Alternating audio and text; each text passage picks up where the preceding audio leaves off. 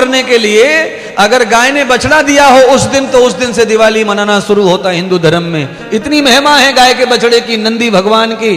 पर कलयुग आ गया है, ट्रैक्टर खा गया सारे बछड़ों को। ट्रैक्टर ने सारे नंदी का, सारे बैलों का खात्मा कर दिया है। कितने दिन ट्रैक्टर चलेगा देखेंगे। अभी हम तो जिएंगे, भगवान की कथा कर रहे हैं तो विश्वास है, परमात्मा के गुण गा रहे हैं तो लंबे देखेंगे। ट्रैक्टर ज्यादा दिन नहीं चलेंगे, क्योंकि अब खेती नहीं बचेंगे ट्रैक्टर चलाने के लिए। Colony colony colony colony colony colony, ले लेनी घे लेनी, दे लेनी, मर जानी, ये होने वाला है अगले 30 साल में। खेत बचेंगे नहीं। अपनी छत के ऊपर जो पेड़ उगा रखे हैं गमलों में, उसी में से टमाटर तोड़ के महीने में 1 दिन खाना पड़ेगा। आग लगने वाली है। फिर क्या होगा महाराज? फिर बैल पैदा होंगे, सब खेती करेंगे, फिर गैया की सेवा करेंगे धरती पर। फिर बड़े बड़े पहाड़ गिरेंगे धरती पे। एक ही पहाड़ पूरे जामताड़ा को स्वाहा। फिर जब जनता नहीं रहेगी तो क्या रहेगा महाराज? फिर जमीन रह जाएगी, और फिर जमीन पे फिर खेती होगी, फिर बहू आएगी, फिर बेटा होगा, फिर बच्चे होंगे, फिर ये चक्र चलता रहने पड़ेगा, चलता रहना पड़ेगा। पर कलयुग का प्रारंभ हो गया है, धुआंधार कलयुग बरस रहा है। और ये 20 साल में तो कलयुग पूरी चरम सीमा पे आ चुका है। 20 साल से इतना कलयुग, इतना कलयुग, इतना कलयुग आ गया कि कहना क्या। कितना आ गया गुरुजी? आज पहला दिन है, थोड़ा सा कम दवाई इंजेक्शन छोटा दे रहा हूं, दिन बढ़ने दो, धीरे धीरे दवा और इंजेक्शन बढ़िया बढ़िया चढ़ाते जाएंगे, आपको चिंता मत करो। कुछ बातें आज नहीं कहनी है, थोड़ा सह लो, समझ लो। गाय ने फल खाया था आशीर्वाद साधु का, दिव्य परमात्मा पैदा हुए, अतित ब्राह्मण पैदा हुआ, ब्रह्मज्ञानी गौकर्ण पैदा हुए, और पढ़ने के लिए गुरुकुल स्वेच्छा से चले गए जंगल में। और धुंधली के गर्भ से जो बालक आया, छल कपट का, विषय वासना का, मलमूत्र का, इतना धूर्त, कितना धूर्त। माथा पकड़ पकड़ के रो रहे माँ बाप, बच्चे पैदा हो गए। इस पांडाल में 80% माता पिता रो रहे हैं अपनी औलाद को देख देख के। कहां से पैदा हो गया कंसु? हाँ सही कह रहे हैं गुरुदेव, पर चुप ही चुप हैं, अब हम कुछ कह नहीं सकते। पांडाल में अंदर ही अंदर सहन कर रहे हैं, पच रहे हैं, मर रहे हैं, पर क्या कहें औलाद के बारे में। औलाद घास भी डाल नहीं रही है, रोटियों की तो बात छोड़ो। जिनके बच्चे थोड़ा बहुत सुन रहे हैं वो बहुत भाग्यवान है। अगले 10 साल में वो भी नहीं सुनेंगे, कलयुग तो बढ़ ही रहा है। जब तक सुनी जा रही है तब तक खुश रहो। इसीलिए मैं तुम्हें कह रहा हूं, कलयुग से बचना है और कलयुग को आने नहीं देना है जामताड़ा वालों। तो श्रीमद् भागवत कथा निरंतर सुनते रहो, करते रहो, करवाते रहो, महात्माओं को बुलाते रहो, अपनी पूंजी को शुद्ध करते रहो, उसे धर्म परमात्मा में लगाते रहो। कलयुग जब आएगा तो श्रीमद् भागवत कथा ही जीवन बचाएगी, भक्ति दान सेवा ही जीवन बचाएगा। औलाद जीवन को खत्म कर देगी, परिवार जीवन को खा जाएगा, परिवार रहेगा नहीं कलयुग में। सब घर में भी अकेले हो जाएंगे, शादी करके भी अकेले ही रहेंगे, पत्नी शादी करके भी दिल से नहीं जुड़ेगी। ऐसा कलयुग आ गया है? करवा चौथ पे व्रत कर रही है पति के लिए, और व्हाट्सएप पे चैटिंग कर रही किसी और से। बोलो, पूरा पाखंड चल रहा है करवा चौथ पे। हरी हरी चूड़ियां, लाल लाल चूड़ियां बेचारा ये खरीद के ला रहा, सायं सब बिंदियां चिटलियां ये खरीद के ला रहा, पैर से लेके ऊपर तक सोना चांदी मंगल सूत्र नयो खरीद के लायो। सब कोरा लगता है, सब कोरा लगता है करवा चौथ में। और ये मारवाड़ियों को तो सब कोरा लगता है। ये तो पुरानी साड़ी भी, अलमारी की साड़ी भी ना पहनती, इनको तो ताजा होना बिल्कुल। तो जिस तरह का ढोंग कर रहे हो, नाटक कर रहे हो, उस तरह का कुछ मानो भी, पालन भी करो। चैटिंग किसी और से हो रही है तो काहे को फिर करवा चौथ कर रहे? चूल्हे में जान दो करवा चौथ को। क्या रखा है झूठ बोलने में, पाखंड करने में? अहो अष्टमी आ गई, छठ पूजन आ गया, सारे कार्यक्रम हो रहे माता बहनों के, पर दिल में इतना मैल है कि क्या बताएं। माता बहन तुम अकेली दोषी नहीं है, वही हाल तुम्हारे इन करवा चौथ वालों का ही है, ये इनका भी यही हाल है, इनको भी तुम पे कोई लेना देना नहीं है। ये सब ने घर में बीवी रखी हुई है फेरे डाल के, और ऑफिस में और पार्टनरशिप रखी हुई है, ऑफिस में वहां कुटरुकू करते रहते हैं। तो सारा खेल गंदा हो रहा है समाज में, कुछ भी अच्छा नहीं बचा है, न अवस्था का ध्यान, न व्यवस्था का, न उम्र का लिहाज, न जवानी का। कलयुग है कलयुग। चेहरा देख रहा हूं, चेहरा लाइट से दिख नहीं रहा ना, इसलिए पर्दा कर लिया है, थोड़ा चेहरा देख लूं कैसा हो रहा है करवा चौथ को सुन के। धुंधकारी ने हाय तौबा मचा दी। क्यों? छल कपट का वासना से पैदा हुआ, मलमूत्र से पैदा हुआ, गंदगी का बालक है ना, गंद बुद्धि का पैदा हुआ। इसीलिए मेरी कथा श्रवण कर रहे हो मुखारविंद से भागवत की, तो मेरी प्रार्थना है कि बच्चा पैदा करने के लिए कम से कम 25 वर्ष का ब्रह्मचर्य होना चाहिए, तब जाकर के पालन पोषण माँ बाप को निभाने वाला बालक पैदा होगा। 25 वर्ष ध्यान, भजन, कीर्तन, उपवास, व्रत, अच्छा भोजन, फल फ्रूट्स ये खा करके 25 साल निभाओ खुद को, उसके बाद गृहिणी के साथ मिलकर के एक अच्छे पुत्र का निर्माण कर सकते हैं। विषय वासना में डूबकर अच्छी औलाद का निर्माण कभी होने वाला नहीं है। कीड़े मकोड़े पैदा हो रहे महाराज, सकल सूरत मनुष्य जैसी है पर कर्म कुत्ते बिल्ली जैसे हो रहे सबके, कोई अच्छाई नहीं आ रही है। गले से लगाकर बच्चों को हम भले ही घूमे, पर आगे चल के देख लेना, ये 14 साल के हो जाएंगे तो तुम्हें बादल फाड़ फाड़ के दिखाएंगे, तुम देखते रह जाएंगे। क्यों? औलाद ही वासना की है, भोग की है, तो भोग में डूबे रहेगी, योग साधना की नहीं है। धुंधकारी ने सारे घर का माल गुजार उजाड़ दिया। आत्मदेव को लगा कि इसने तो गांव में बदनामी कर दी। भजन पूजा वाला आत्मदेव छोड़ के भाग गया गांव को, जंगल में चला गया। और जंगल में जब गया पता चला गौपुत्र गौकर्ण को, तो पिताजी का सम्मान किया और आश्रम ले गए। पिताजी को बृहस्पति देवता से दीक्षा दिलवाकर भजन करने पे लगाया। पिताश्री अब आप उस प्रपंच में मत जाओ, इस उम्र में आप भजन करो यहां रहकर, ये है अच्छे पुत्र का धर्म। अच्छे पुत्र अपने पिता को यही कहें, उम्र हो गई है पिताश्री, अब बंद करो ये सब चीज, अब केवल आप ध्यान भजन करो और कथा श्रवण करो, कीर्तन करो, अब ये प्रपंच से ध्यान हटा लो आपका। ये अच्छे पुत्र का धर्म है, अच्छे पिता का धर्म है कि समय होने पर उसे भी त्याग देना चाहिए माल गुजार को,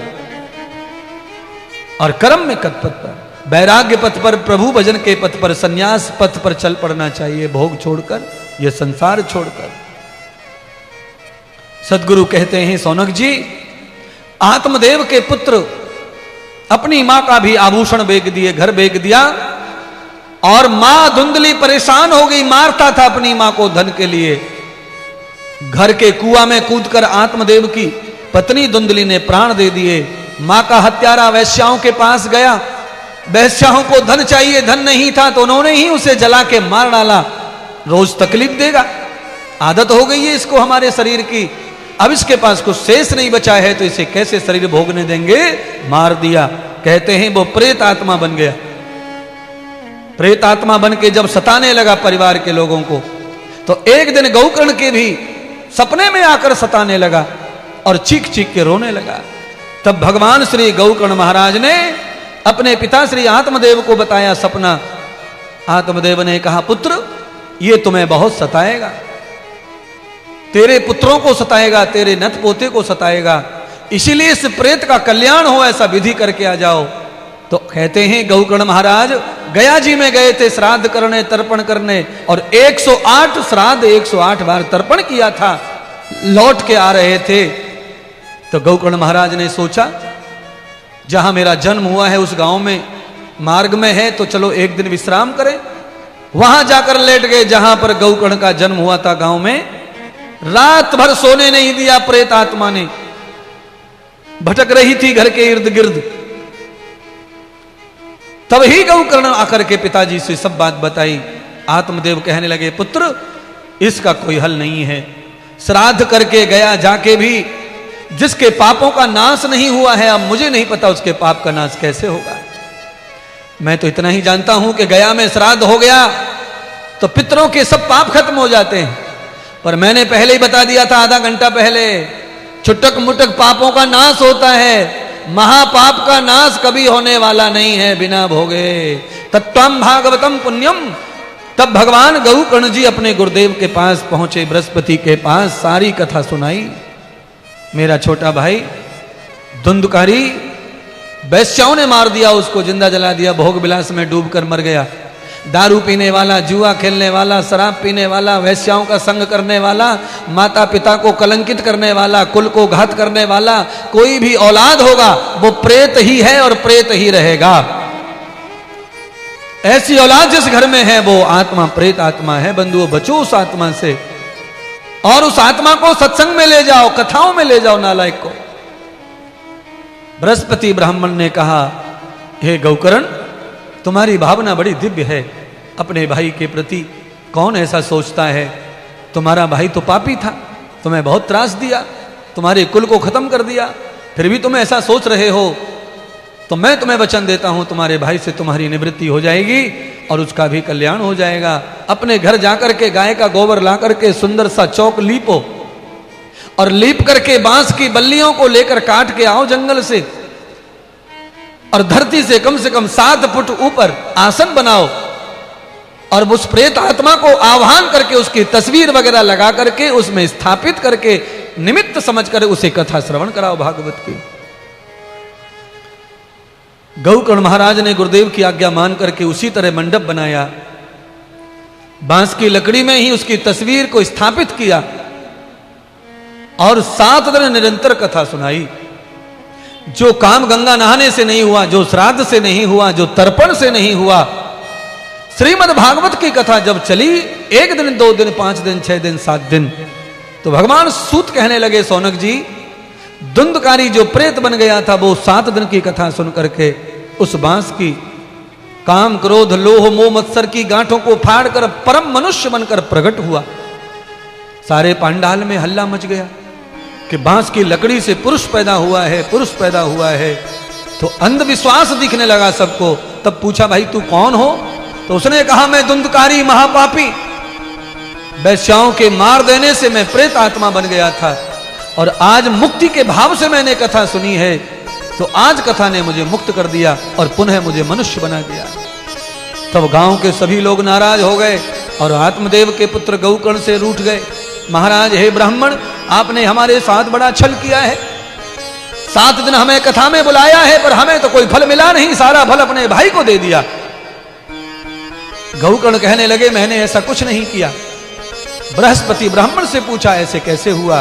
तब बृहस्पति कहने लगे, राजन, हे पुत्र, केवल पूरे पांडाल में तुम्हारा ये भ्राता ही पापी मुक्ति के भाव से कथा सुन रहा था, इसीलिए उसके भाव के कारण उसकी मुक्ति हो गई, चाहे वो महापापी था। बाकी जो पांडाल के नर नारी कथा सुन रहे थे वो अपने संसार को खुश करने के लिए कथा सुन रहे थे, मेरा ये अच्छा हो जाए, मेरा वो अच्छा हो जाए, तो इन सब का ये फल प्राप्त हो जाएगा, इनके संसार अच्छे हो जाएंगे। पर हे गौकर्ण, पूरे गांव का भी कल्याण हो, उसके लिए श्रावण मास में एक कथा भागवत की और करो। श्रावण का महीना आया, अपने गांव का कल्याण करने के लिए दूसरी कथा गौकर्ण महाराज ने की। श्रावण के महीने की भागवत श्रवण करके सारे गांव के जीव का कल्याण हो गया। स्वयं गौकर्ण महाराज ने गुरुदेव से प्रश्न किया, गुरुदेव 2 कथा हो गई, पापी से पापी मुक्त हो गए, गांव के नर नारी मुक्त हो गए, पर मैंने आयोजन किया है पर मेरी मुक्ति नहीं, मेरा कल्याण कैसे होगा? तब भगवान कहते हैं, गुरुदेव बृहस्पति के, हे गौकर्ण, यजमान की मुक्ति के लिए तुम आयोजक हो, तुम्हारी मुक्ति के लिए एक भागवत और अधिक मास में कर लो, तुम्हारी खुद की मुक्ति हो जाएगी। तीसरी कथा अधिक मास में करते ही स्वयं भगवान नारायण का विमान लेने के लिए गौकर्ण को आया और जीवित विमान में बिठा करके वैकुंठ लेकर के चला गया तीसरी भागवत कथा में। इसलिए भागवत का महत्व जैसे ही सुना नारद जी ने सनत कुमारों के मुख से, नारद जी भागवत के फैन हो गए, भक्त हो गए, और देखा नारद जी ने कि पंडाल में सब लोग नाच रहे हैं, ये क्या हो रहा है। और पंडाल में देखा चेहरे तेज से भरे हुए हैं सबके, लंबे लंबे स्वरूप में पंडाल से सिर लग जाए ऐसे दो प्राणी खड़े हुए हैं, ज्ञान और वैराग्य। माता भक्ति एकदम पगली होकर नाच रही हैं, प्रसन्नता के कारण हंसी रही हैं। और ऊपर से विमान ब्रह्मा का आया, देवताओं को लेकर पुष्प की वर्षा कर रहा है नारद पर। और आकाशवाणी हुई है, नारद तुमने मेरे लिए कथा करवाई है, मुझे परम शांति प्राप्त हो गई है। भक्ति नाचने लगी है, नारद तुमने कथा सुनाकर मेरे पुत्र ज्ञान और वैराग्य को चेतन कर दिया और मुझ भक्ति के ऊपर बड़ी कृपा कर दी। मैं भक्ति आज वचन लेती हूं कि मेरे आचार आप ही होंगे, आज से मेरा प्रचार तुम ही करोगे। नारद जी ने बीणा ले लिया और भक्ति का प्रचार करने, भागवत का प्रचार करने के लिए नारद जी संकल्प लेकर के निकल पड़े। बोलिए श्रीमद् भागवत महापुराण की जय, भक्ति माता की जय हो, आज के आनंद की जय हो। आप कथा की विश्राम आरती के लिए मंच पर पधारें। सब लोग आरती के बाद ही प्रसाद आदि से सम्मिलित होकर जाएं। बहुत बहुत धन्यवाद। बांके बिहारी तेरी आरती गाऊं, बांके बिहारी तेरी आरती गाऊं, आरती गाऊं प्यारे आप को रिझाऊं, आरती गाऊं प्यारे आपको रिझाऊं, बांके बिहारी तेरी आरती गाऊं, बांके बिहारी तेरी आरती गाऊं। मोरे मुकुट तेरे शीश पे सोए, मोरे मुकुट तेरे शीश पे सोए, प्यारी बंसी मोने मन मोए, प्यारी बंसी मेरे मन मोए, देखे छवि भले हारी में जाऊं, देखे छवि भले हारी में जाऊं, आगे बिहारी तेरी आरती गाऊं। चरणों से निकली है गंगा प्यारी, चरणों से निकली है गंगा प्यारी, जिसने सारी दुनिया तारी, जिसने सारी दुनिया तारी, उन्हें चरणों में शीश झुकाऊं, बांके बिहारी तेरी आरती गाऊं। प्यास दास जी के नाथ आप हो, प्यास दास जी के नाथ आप हो, सुख दुख जीवन प्यारे साथ आप हो, सुख दुख जीवन प्यारे साथ आप हो, श्री चरणों में बलि बलि जाऊं, बांके बिहारी तेरी आरती गाऊं। संगे सोहे ब्रतो भानु दुलारी, संग सोहे ब्रतो भानु दुलारी, ललिता विशाखा सखियां प्यारी, ललिता विशाखा सखियां प्यारी, बात सदा गावन पाऊं, बांके बिहारी तेरी आरती गाऊं, हे बनवारी तेरी आरती गाऊं, कुंज बिहारी तेरी आरती गाऊं। बांके बिहारी तेरी आरती गाऊं। ओम देव शांति अंतरिक्षं शांति पृथ्वी शांतिरापः शांति ओषधय शांति वनस्पतये शांतिर्विश्वे देवाः शांति ब्रह्म शांति सर्वगं शांतिरेव शांति सामा शांतिरेधि। वक्रतुंडाय धीमहि तन्नो दन्तिः प्रचोदयात्। देवकी नंदनाय च विद्महे धीमहि तन्नो कृष्ण प्रचोदयात्।